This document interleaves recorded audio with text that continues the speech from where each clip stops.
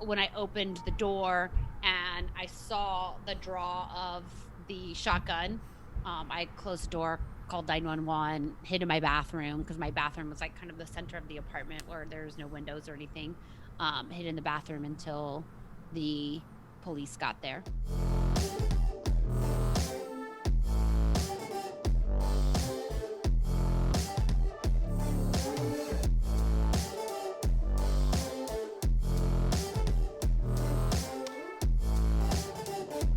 2, 1. All right, Bella, welcome to the show. Thank you for having me. Absolutely. It's a pleasure to have you here. How's your Wednesday afternoon going so far? It's fantastic. It's fantastic. I just got home last night from Jersey, which is where you are, and got hit the gym as soon as I got home, and got a good night's sleep. And now, so today is fantastic. Yeah, nice. Are you jet lagged at all? Oh, Nah, I don't ever get jet lagged. I can fly anywhere around the world, and literally, like, I have a system and process mastery for not getting jet lagged, and I never get jet lagged. Even if I fly across the other side of the world, I won't get jet lagged. nice. Now you're coming out of Las Vegas. Correct. Good old Vegas. Vegas is Good a old Vegas. very, very hot place to live. It was quite the dramatic difference between New Jersey and Las Vegas. I had worn my coat on the plane, and then as soon as I got off the airplane, I was like, it's so hot. Yeah, I made the mistake of going to Vegas in like February or March, and I literally packed for summer. And when I got there, I wish I had a winter coat. Yeah, it does get cold here too. It was freezing. I was like, wait, what is going on here? What? No one told me it was going to be almost snowing here.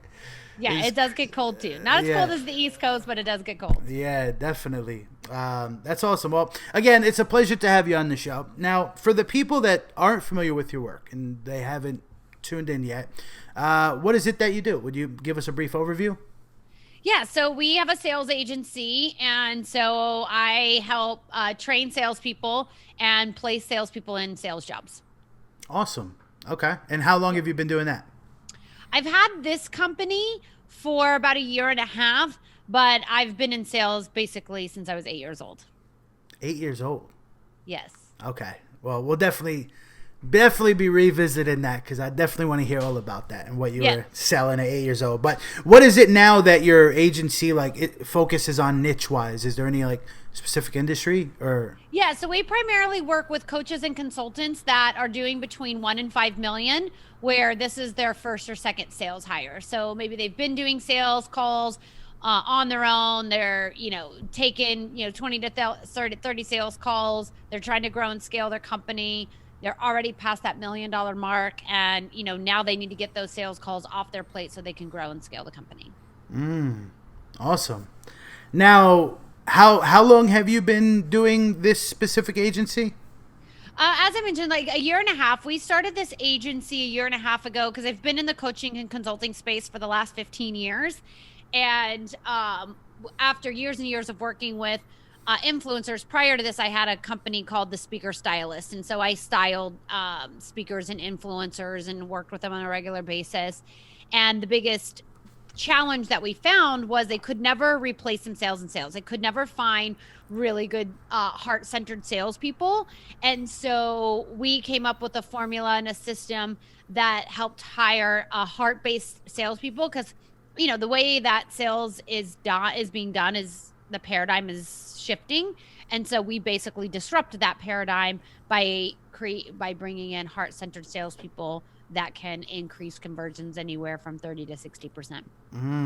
Now, what is a heart-centered salesperson? So a heart-centered salesperson is someone who can get results without being pushy, sleazy, or out of integrity. So they can sell with love, with integrity. They move people to a buying decision with integrity, with heart. Now, why is that important? Well, because in this day and age now sales used to be B2B or B2C. Would you agree? Yeah. Business to business, business to customer. Exactly. So now we like to say the sale is H to H. Do you know what that is? I'm assuming heart to heart.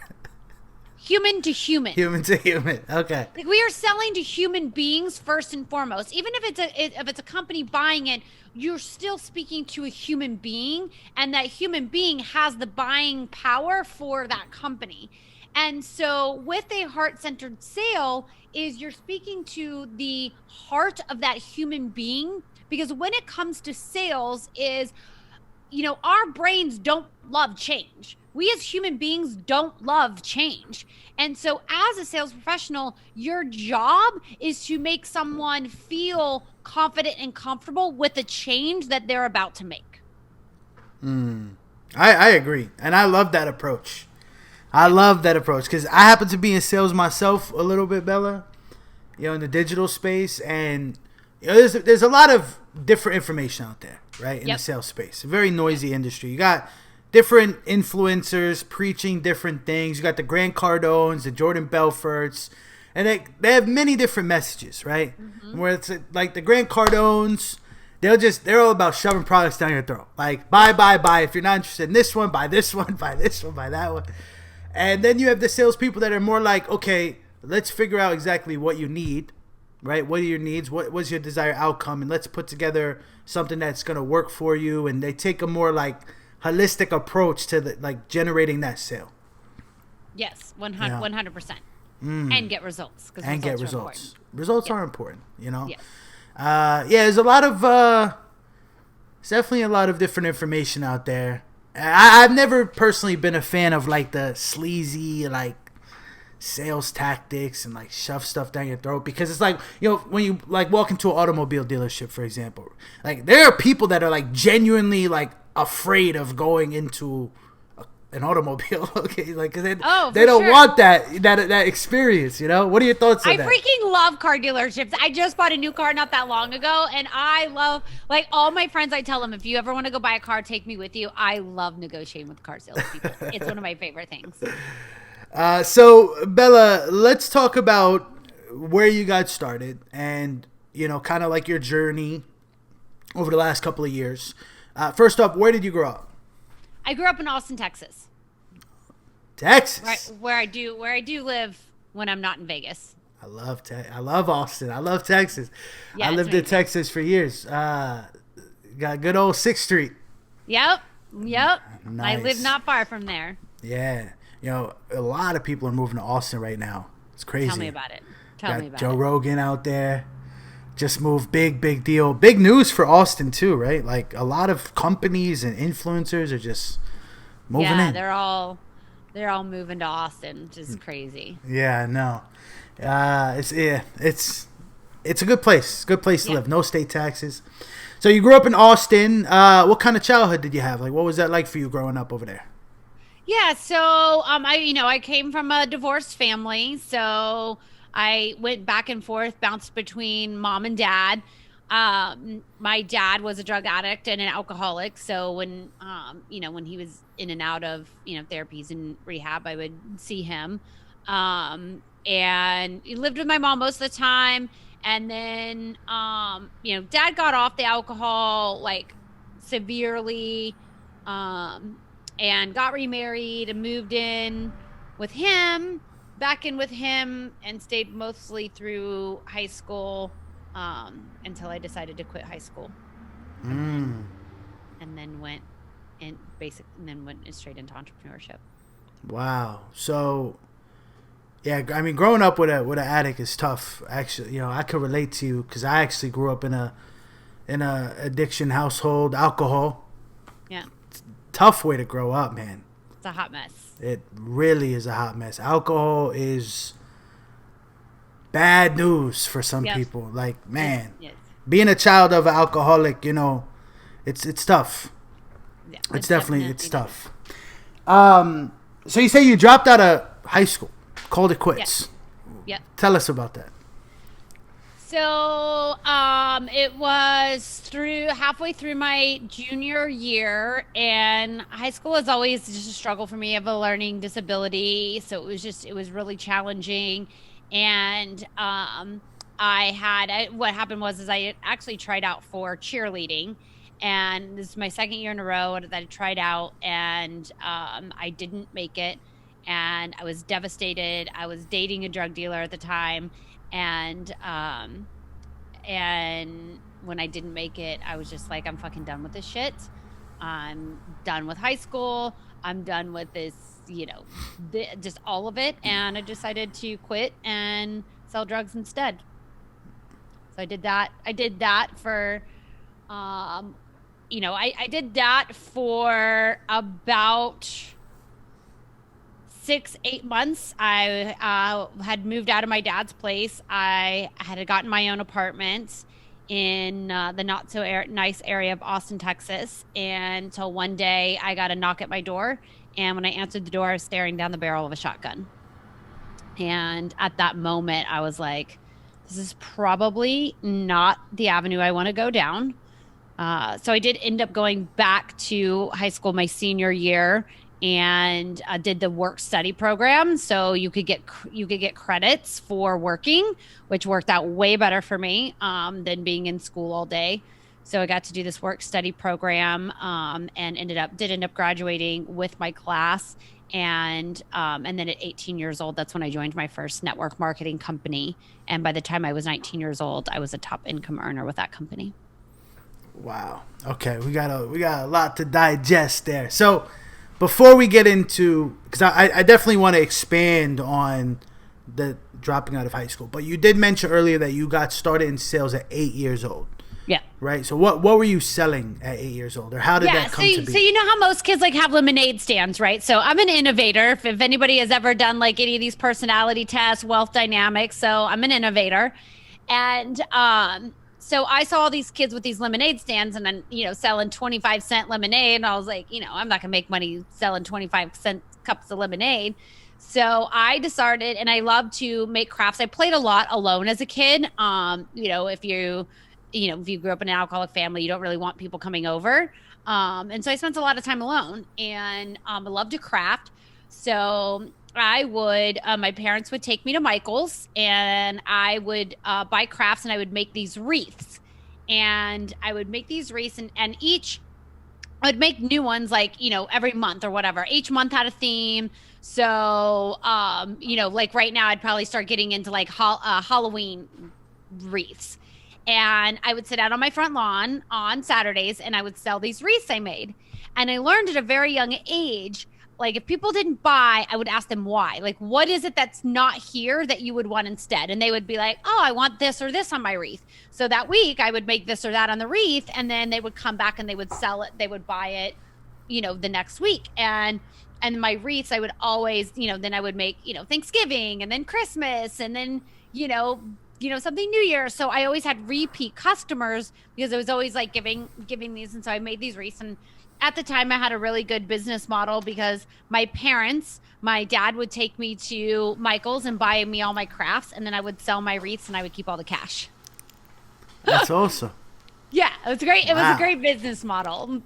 Not quite how it works today, but I mean, hey, handmade stuff nowadays with the digital world, Etsy and all that stuff. I saw a lot of people through quarantine, COVID, becoming like hand maker of goods and masks and all that stuff. So I mean, that's super cool. That's awesome.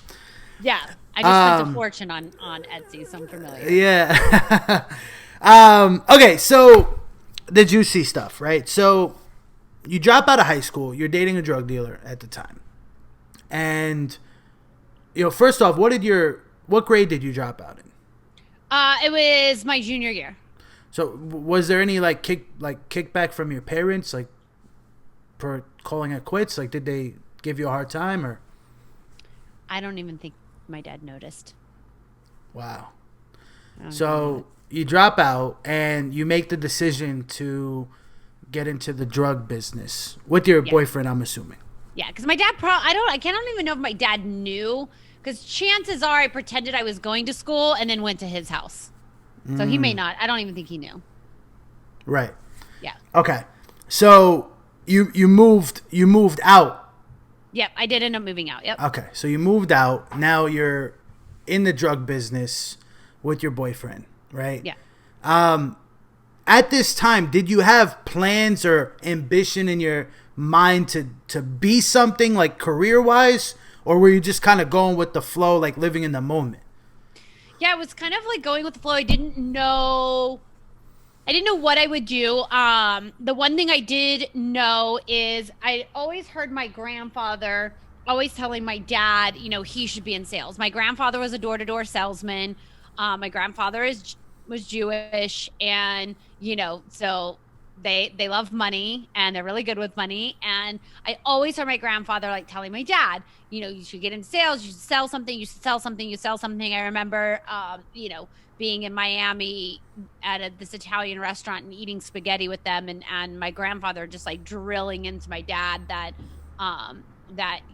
he should be in sales. And he's like, your grandmother has never had to work a day in her life because like I sell blah blah blah. So I just always remember him saying that. And so when I had that gun held to my head, and I thought, what am I going to do now? The only thing I could remember was like my grandfather, like, just do sales. You'll always make money as long as you can sell. You'll always make money as long as you can sell. And so, and that's when someone introduced me to network marketing, and I was like, it looked fun, one, and I was like, I could do that. I can sell. So what exactly happened with the shotgun to your face? Like, what was that scenario like? So you're dealing drugs out of a motel, I'm assuming? I lived in a 1-bedroom apartment on the east side of Austin. Okay. And this was before the east side was gentrified and all of that. Right. Like, it was everybody rough. knows, like, East Austin, you don't want to be in East Austin. I'm assuming it was a robbery of some sort. It was actually a girl who wanted my man. One of my business wanted my man. It was a girl and another guy. I knew who the girl was. I didn't know who the guy was.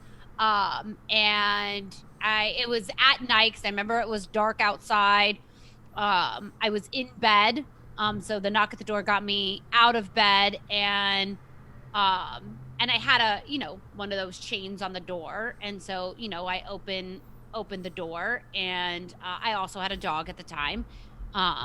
And so when I opened the door and I saw the draw of the shotgun, I closed the door, called 911, hid in my bathroom, because my bathroom was like kind of the center of the apartment where there's no windows or anything. Hid in the bathroom until the police got there. So they didn't try breaking in at all, or shooting through the door or anything? Like, what do you know what their intention was? Like, my best guess is the intention was just to scare me. Yeah, the best intention was to scare me. And it was a girl. It was a girl that had wanted my role. Yeah. Jealousy. Which after that, I was gladly willing to give it to her. And quit. Interesting side note is he actually just got out of prison. He had been in prison for the last 20 years, so he just got out here recently. Your ex-boyfriend. Wow. We went down two very different paths. Wow, I can't even imagine, honestly, what it's like to look down the barrel of a shotgun. But yeah, it's not fun.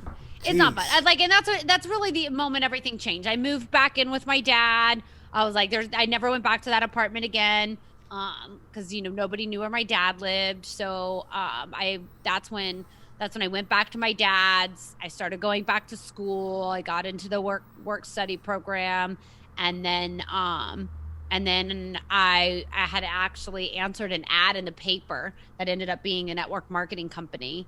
And the moment I walked into those doors, and I saw other people making money, and all the nice cars in the driveway, I was like, this is my path. So I was still in high school, because 18, I was still a senior. And I finished high school. I was doing the network marketing and cleaned up the act. Yeah. Cleaned it all up. I'm a very quick decision maker. Like, once I make a decision, like, I forge a new path, and things happen really, really quickly. Now, it's funny you said you responded to an ad in the paper. Yeah. totally different world we're living in today. I know, totally. I just aged myself. Yeah, these kids nowadays don't know what that's like. Like, do you No. remember? Like nowadays, if you want to find an apartment or a house, you just go on Zillow or Yep. Google. Do you remember the classifieds? Like, there's no pictures. It was like No pictures. 3 bedroom, Like, one bath. yeah, well, and then I think this job ad was like, have fun and make money or whatever. Because like now you can't even advertise for network marketing companies. Back in those days, you could do, could do ads for network marketing companies. You can't do that anymore. And yeah, it was like, cash, make $5,000 a month, something, having fun, or what the fuck ever it said. And I was like, fun and money, two of my favorite things. Let's do this. So you responded to that. Yeah. Now, were you working a job at the time of, like, what were you doing? Were you doing anything for money before you responded to that? I was. There was this really super fancy restaurant in town called Sonic. And I was a car hop at Sonic. It's a fancy place. Fancy place. Burgers and tater tots. Good hot dogs over there. Okay, so you were working at Sonic. Yep. Do you remember what they were paying you? I don't know. In those days, probably somewhere between $3 and $6 an hour. Well, I think I made a little bit more. I don't want to age myself that much. But what was minimum wage? Probably $8 an hour, $7, $8 an hour, maybe. Yeah. So a couple $100 a week, not much. Yeah. So you're thinking to yourself, I need to do something bigger. Because I'm working at Sonic and I'm living on my own apartment. So right. So you need to make more cash. And you know that there's more out there for you. Yeah. So you respond to this MLM ad in the newspaper. Do you remember what MLM it was? Oh yeah, and they're not around anymore. It was a company called Equinox, vitamins and water filters. Not related to the gym. Not related to the gym. Nope, not related to the gym. It was way before the gym. And it was like vitamins and minerals and water filters. And, at that time, you can't do this anymore. This is precisely why the company was shut down by the DSA is at that time you could buy in at the highest level. Meaning if you bought $20,000 worth of vitamins and water filters, you could start off at being at the director level versus this, associate level. And so I would sell those all day long. And then people would end up with $20,000 worth of product in their garage. Whereas nowadays you kind of have to work your way up. Yeah. Through volume and recruitment and whatnot. Exactly. So for the listeners out there that aren't familiar with MLM, first off, it's multi-level marketing, right? And would you give us like an explanation in your words of what a MLM is? Yeah, so for me, I know MLMs traditionally kind of get this like bad rap, but I feel like it gave me my greatest education for entrepreneurship because, you get a system to follow, and as long as you follow the fucking system, you'll make money. And you learn like how to hustle and you learn how to build teams because in an MLM model, you can't be successful without building a team. Same as entrepreneur. I couldn't build the agency I'm building without my team. Like they're incredible and they're amazing. And so you really get all the tools for entrepreneurship. And if you can make it in an MLM, you can make it in anything. And I agree with you.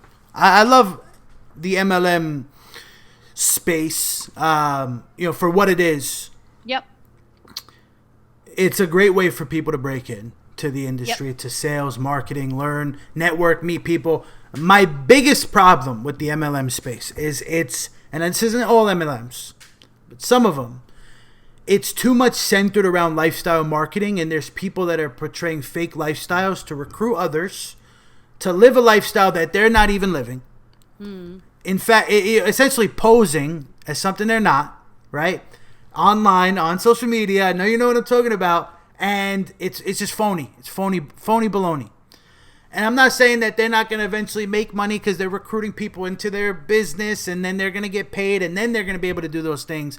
But a lot of people right now, I think that's one of the biggest things that puts a bad taste in people's mouths about MLM is a lot of people are posting fake screenshots, fake results, rented jets, rented cars, and I don't know. It's just a lot of that is being regulated like by Facebook. So if they get caught doing that, Yeah. then, because you can't do income claims in Facebook ads and things like that. Yeah. You know, and it takes away from the people that are really out there, like providing value to people, and providing a product or a service that people genuinely want Yeah. to use, versus I'm gonna sign up. Like right now, Forex is the thing, right? And everyone's a Forex millionaire. You can't go on TikTok without seeing your Forex millionaire. Oh, And goodness. they're recruiting people into these Discord groups and these paid mentorship programs, and it's just a mess. That's my bone to pick. But if you Okay. yeah, Different story for a different day. yeah, for people that are looking for a quick way, a proven method to make money, MLM can be a great option. Yeah. So you get involved in the MLM space. Tell us about your experience. I loved it. I loved it. I loved going to the trainings because, that's really, really where I started, like personal development was, going to their trainings and, learning how to be a better person, learning how to like drive. I just thought it was an amazing education, and it got me around like positive people, and I got to go to incredible places. Like, I remember the first trip I ever won was to La Jolla, being able to go to a mansion in La Jolla. And so, I had won the car incentive. So, at 19 years old, I was driving a Cadillac Catera. I loved the environment, and I've done a lot of trainings for, various network marketing companies, and it's always, just the motivation, the inspiration. Like, I love it. Awesome. Yeah. Driving a Cadillac at 19. Yep. Driving through your home area, people are probably looking at you like, "Damn, what are you doing? Yeah. How do I do it too?" Now, Yep. what would you say is the biggest challenge that you had to face in that space? In the MLM space? Yeah, like for you, like one of those tough Well, moments. I think it's sales in general, right? Because MLM is sales, and it's what I do now. The biggest thing is being able to overcome rejection. Like, you cannot be successful in business, and you cannot be successful in sales if you take any sort of rejection personally. Like, and so many people, fear being told no, or fear being, rejected. And if you can get over that fear, you can really master anything. Do you have any tips for people to overcome that fear? Yeah, face it as many times as you can. Like, pick Throw up the phone yourself as many. into the fire. Yeah, like you have to, right? Because one is, it's never as bad as you think it's gonna be. So this weekend I was in New Jersey, and I used to live in Venice Beach, a block from the ocean. Right? I could see the beach, I could see the ocean from my apartment, and never once surfed in my entire life. I was always afraid of like the ocean. I was afraid of like waves. I was afraid of like surfing, drinking ocean water because salt water tastes like shit. Sharks too, or not? Yeah, that had never been like, the shark attacks are so very rare, so it wasn't ever like that was never really a big fear. But it was, for me, it was more about like hurting myself versus anything else. So I never went surfing. And so I'm in New Jersey, and I'm in this mastermind, and we are challenged to go surfing to face fears, right? And so in my head, I'm like, all the stuff I've made up about surfing. Now, mind you, I'm in New Jersey. It's like 60 fucking degrees outside. It's not warm. The ocean is warmer than it is outside. There's a hurricane in Bermuda. So the waves are not easy waves. They're actually coming in sideways. The current is so like big, like you're literally drifted a quarter mile down shore in about 4 minutes. Not ideal environments. So much so where like the company that they had hired to come in for the day were like, we can't do it today. The conditions are too bad. Like, nobody's out surfing, and like they were committed to having them out. So long story short, I get in the water, and I'm only one of two people that make it up on a surfboard. And It was just, facing that fear. I would have never had that moment had I not faced the fear. And so many people avoid change or avoid the fear. And I'll tell you, like, in getting up surfing wasn't near as hard as I thought it was. It was like, this is not that hard. And so in our minds, we make up things that are so much harder than they actually are in reality. And so if there's a fear of rejection, literally the only way you can face it is to pick up the fucking phone and make calls and get people to tell you no all day. Because once you do that for 30 days straight, you'll be like, fuck all those people. It doesn't make me any difference. It doesn't mean anything about me. But you cannot overcome the fear of rejection without facing the fear of rejection. I like that. It's a gold nugget. You gotta throw yourself into the fire, right? Absolutely. And you realize can't overcome anything without doing it. You just can't. It's like the roller coaster, right? Yep. Once you get done, you want to do it again.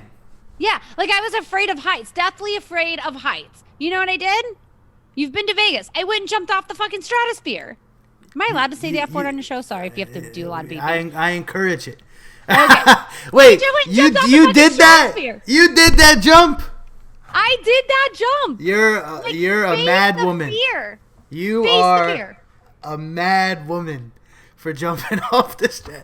It's nuts. For those of you that are like listening and don't know, it's something like 940 stories, not feet, like 940 something stories at the top, and you bungee jump off this stratosphere. It's the next thing into skydiving. I haven't done that yet. Well, I mean, it's next because it's at some point. If you could do the bungee jump, you could definitely do a tandem skydive. Totally. Because the bungee jump, you have to jump yourself. Like, they don't push you off, right? Like, you have to commit in your head, walk the plank. Oh, man. What was it like when it was over? Were you, like, catching your breath and, like, what the heck? Or, like, what did it feel like? Oh, it was exhilarating. It's just the feeling that I always feel is like, I always just feel proud of myself when I take that jump, pun intended.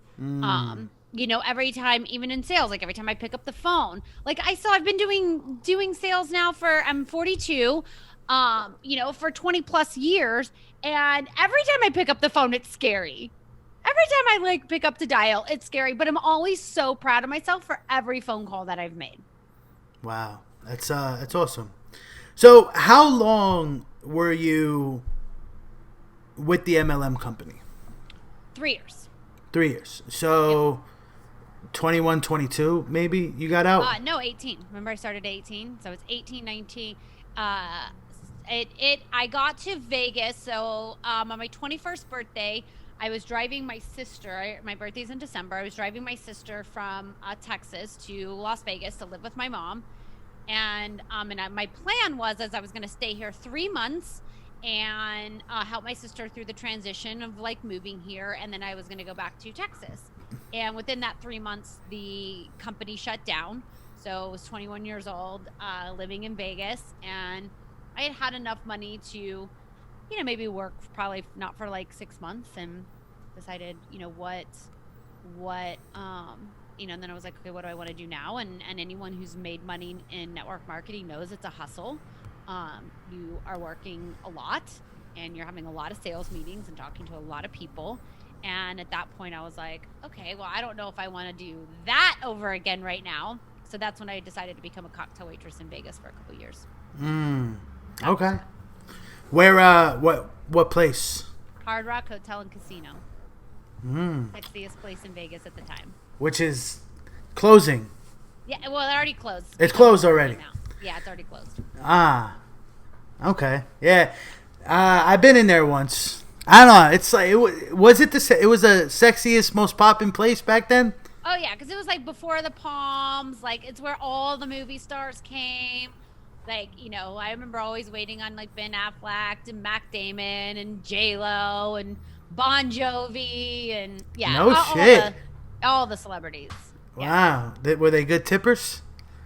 Yeah, Ben Affleck was always the best. Nice. But he always tipped more when he was without J-Lo than with J-Lo. He would every couple drinks he would give a cocktail waitress $5,000. No shit. Yeah. What? If you knew Ben and Matt were coming in, you were probably having a $30,000-$40,000 night. What? Yeah, they were always very generous. Well, I didn't know cocktail waitresses could make that much. Oh yeah, we definitely. That's why it was like it was so good for a while because as a cocktail waitress back in those days, especially at the Hard Rock, yeah, on average I'd make about 10 grand a month working 30 hours a week on average, and then some months if you had celebrities coming in, we had a few local high rollers. You could make 20-30K in a month being a cocktail waitress. Wow, Yeah. that's crazy. Yeah, I remember because I used to work in hospitality. I served tables and bartender and whatnot. I went to a cheesecake factory at Caesars once. I was talking to the server, and he told me he was clearing $100K a year. And they get benefits and all that stuff. I was like, wait, what? He's like, yeah, he's like, surfers out here can make six figures easily. Yep. Damn, and you get dental insurance. I'm moving to Vegas. Yeah. That's super crazy. That's awesome though. All right, so you did the cocktail waitress thing for a bit, and then what happened? Like, what was next after that? That's when I got into commercial real estate. So, right after 9/11, I was laid off, and which was fine by me because I had been wanting to get out, but cocktails. I saw friends that were working at Hard Rock when it was shut down. But it's when you're making that kind of money for not that much work, it's kind of hard to leave. But I've always been an entrepreneur at heart, so answered another ad in the paper and ended up becoming a gentleman's assistant in real estate, and then got my license within 6 months. We formed a partnership, built a brokerage, and the next 3 years I was the number one business broker in the state of Nevada, sold more businesses than any other broker in the state, and I did that for 3 years. And that's when I started my personal development journey. I made a shit ton of money, but I was a horrific bitch to work for. My mom worked for me at the time, and still to this day says it was the worst time in her life. Was not the greatest person to work for, so I started my personal development journey. And at the time too, I was also drinking myself quite a bit, and so knew I needed a change. And that's when I started personal development. And then from there, I started my styling company because I asked myself the question, if I could do anything in the world, what would it be? And at the time, I loved shopping, and I really got into loving helping people. And then was when this show, What Not to Wear, was out. And I was watched Stacey London and Clinton Kelly and said, if they can do that, I can do that. And I built a very successful brand that ended up turning into a custom menswear company where I custom designed menswear. And I did that for 12 years. And then I moved to the beach in Venice Beach and did not want to go to the mall and did not want to dress. Didn't want to, because I didn't want to be the part. So I didn't give a shit about what I looked like anymore and what I wanted to wear and all of that. Or even, I wasn't even interested in learning about, the next fashion that was coming out. And my partner at the time, he's the one that actually started the sales agency, because he's in the coaching and influencer space. And he saw that, all of these coaches and influencers needed to hire salespeople, but there were, there's a couple of companies out there, but they didn't have a great reputation. And so he started the company. And I said, listen, I have this great success in sales. I did this in network marketing. I did this in real estate. I've done this with my style company. Let me run that company. And when we split up last year, we were engaged, and we split up after our second miscarriage. And it was like, let me have the company. He had another business, so I kept the sales agency, and we were a 6-figure company within our first 3 or 4 months, I think. Wow. Yep. And that's the company that you're still running to this day. Yep. Now, Bella, it sounds like you had a lot of victories over the last couple of years that you've been in the game, because you're a hustler. You're making it happen. But as any entrepreneur, there's always the down moments, right? There's always the failures. There's always the challenges. I want to talk about that a little bit. Okay. What would you say your biggest failure / challenge has been since you were that 18-year-old working in that network marketing company? Yeah. until now?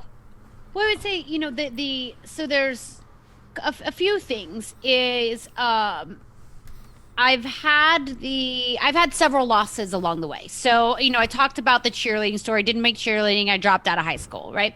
And what I didn't say about that story was I didn't make it my sophomore year either, but I really sucked. And so it was okay. I spent the entire next year in gymnastic practice 3 times a week. I'm going to make it next year, working really, really hard. I'm going to make it. I'm going to make it. Um, did a tryout. I was only one of two that didn't make it. So tried really hard, didn't make it. Then in network marketing, I built out that company to have it shut down and literally within a day lost everything, right? Then in commercial real estate, I sold the biggest deal of my real estate career at the beginning of October 2008. And I sold my brokerage at the end of 2008. The market crashed. I lost 3 houses, 3 cars. When that's also part of when and then I went back. 3 of your own houses? 3 of my own houses. And So at 3 cars. Yeah, 26. I own 3 houses and 3 cars here in Las Vegas. Lost all of that. Went from having a truck and a BMW to driving a PT Cruiser.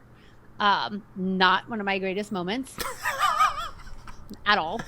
Don't tell me you drove a PT Cruiser. Come on. I drove a PT Cruiser. I went from a BMW to a PT Cruiser. Yeah, it was not great. But it's the only thing I could get financing for. And so, lost all of that. And then this past year, I was engaged and had built this company with my fiance under the impression that, we were going to be getting married and all of this stuff. And literally he came home from a plant medicine retreat. We had just gotten a new house in Austin. 2 weeks later, he goes on a plant medicine retreat, comes back and says he's complete with a relationship. At the time, everything was in his name. He had all the money. I had $300 left to my name and $300 in my own bank account. And so then, I looked at that and said, okay, what am I going to do? What am I going to do now? That's why I always believe, as long as you can sell, you'll never be homeless. You'll never be without food on the table, and you can always live the life that you desire as long as you can sell. And so, each one of those moments, and I remember being on the bathroom floor contemplating suicide. And I remember dialing up therapist in Venice Beach, who can I talk to immediately so that I can make a different decision. So I've been on the bathroom floor, wanting to, end it all. And when I say in those moments or any of the moments where you're at rock bottom, it's just one choice and one choice moment by moment that will get you out of that. So at that moment, the choice I made was call someone on Yelp. And that was one choice that I made to, make a different decision. And then, and in those moments, it's what choice can I make right now that will make a difference in this moment? Not how am I going to, get a new house tomorrow? Just one choice that I can make, right now. And I continue that on a daily basis. If, some things, and even right now in this moment, I had a big turnover in staff. And so I brought on a whole new staff. And anytime you do that, revenue goes down. And so we're not hitting our goals. And it's just okay, what decision can I make today that, can get us closer to that outcome and making one choice at a time. Mm. Would you say that COVID has affected business for you? Yes, but for me, it's been opposite because I staffed remote salespeople prior to COVID. So we've essentially doubled business during COVID, and it continues even though we're still falling short of our revenue goal. I've hired more team because we did double. I've hired more team, and we basically, we were doubling, and then we've pretty much stayed steady the last 3 months versus growing, which is, and I never blame circumstances because you're either at cause or you're not. Either you're causing the result or the, so it's I know that as long as I can sell, I always have control of my result. I love it. Knowing what you know now, looking back, Is there anything that you would have done differently about your journey? I think, the only thing I would do differently, which is what leads my mission today, though. So, it all happens perfectly, is I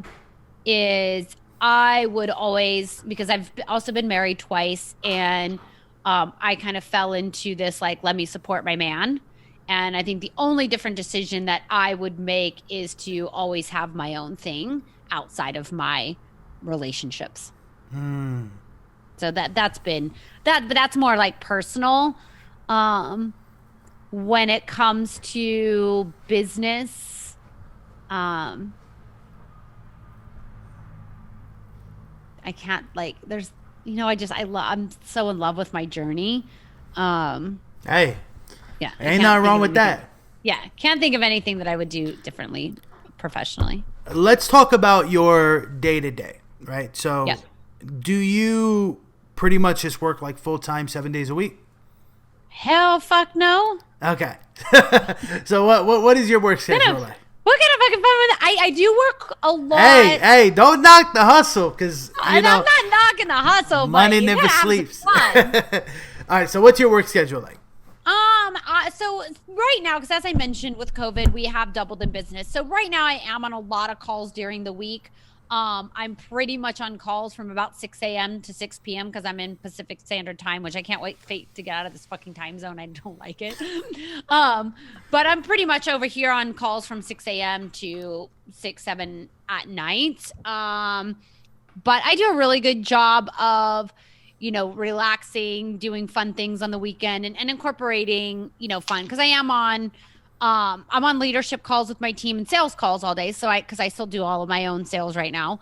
So I'm on those calls all day. And then, but I mix it up with taking time off. So like next week, one of my friends is having like a Burning Man style party out at his vineyard in Wisconsin. I'm taking the week off, and, which is clearly why I've spent quite a bit of money on Etsy right now. And so I'm going to take 4 or 5 days off and have some fun. So I kind of do things in batches. Like I'll hustle and work, really hard for a few weeks, and then take a few days off and have some fun. I love it. Now, and I usually always take Sundays. I usually don't turn it all off, turn all social media, turn that all off on Sundays, and just have some time for myself. Okay. What hobbies do you have? Dating is a hobby. Fair play. I love to learn. I meditate. I like to work out, do yoga.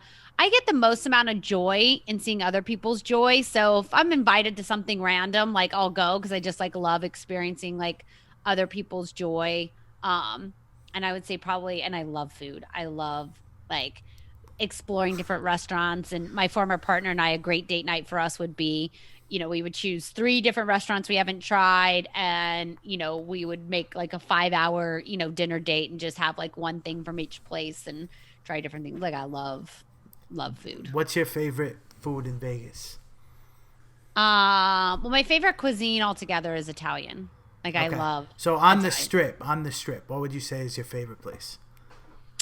I love Mandalay Bay. I think has the best restaurants. I love Fix at Mandalay Bay. I love Ariel at Mandalay Bay, and I don't know if their sushi place is open anymore, but they used to have a fantastic sushi place at Mandalay Bay as well. Yeah, you got the best of the best out there. Yes, we do. It's a good place to be a foodie. It is a good place to be when it's a foodie, when everything's open. Yeah, there's this place in the Cosmo called the Henry. They have the best French onion soup in the world. I would fly to Vegas right now just to have their French onion soup. Oh man, that's awesome. Good old Vegas. Vegas is going through some tough times right now. MGM Resorts is very interesting to follow. It's unfortunate. A lot of layoffs. They have some MGM resorts over here on the East Coast. I mean, it's crazy times we're living in. Yeah, it's definitely interesting times for sure. Now, Bella, the listeners have been tuned in for the last 50 minutes or so. what's your message to the people, right? What's that one thing that you want the people to know about you? So about me? Well, about you and like your message to them. Like what? Yeah. Put it out there. Yeah, I would say, process, self, and influence mastery is the key to success. Those three components, because the difference of those three masteries, if you're a 9.5 in process, sales, and influence mastery, you're making about $150,000 a year. If you're a 9.9, you're making about 1.5 million a year. So if you're not where you want to be, it's because you're out of alignment in process mastery, self-mastery, or influence mastery. And so having those three components in place will get you to where you want to go. I love it. Yep. Where could the people reach out to you? Are you promoting anything? Like, you got anything you want the listeners to do? So if sales is something that they want to get better at, it's one of the things I'm the best in the world at, and I study with some of the best influencers in process and self mastery. So either way, if you're looking to get better at sales or looking to hire a salesperson, they can find us at alignsales.co, and on the gram, I'm Sales Disruptors on the gram, or follow me personally, Bella and Verita. I love it. And we'll link that in the show notes. Now, Bella, I asked every guest this same question. I want to extend that question to you. All right, let's do it. It's a doozy. It's a tough one. Okay, all right. Ready for it? It usually is. Let's do it. All right. In your entire life so far, what has been the absolute best advice you've ever received? Just fucking do it. Like Nike. Yeah, like literally just fucking do it.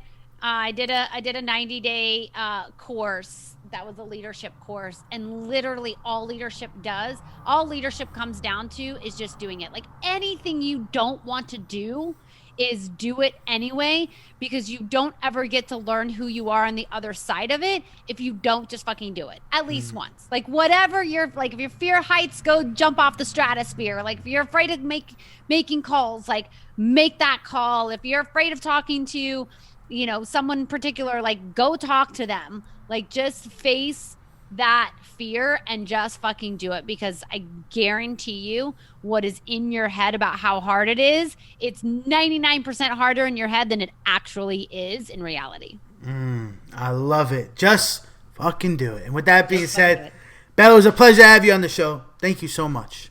Thank you for having me. And I look forward to chatting with you again soon. Enjoy your day. You too. Thank you so much. Take care.